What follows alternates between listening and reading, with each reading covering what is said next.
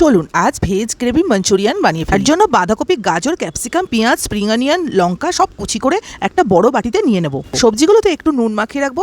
নরম হয়ে গেলে নিকড়ে জলটা বার করে একটা পাত্রে নিয়ে নেব। এবার তার মধ্যে দেবো লেবুর রস, গ্রেট করা রসুন, আদা, স্বাদ মতো নুন, গোলমরিচ গুঁড়ো, কর্নফ্লাওয়ার আর একটু ময়দা। ভালোভাবে শক্ত করে মেখে গোল গোল করে নেব। তেল গরম করতে দিয়ে দিয়েছি।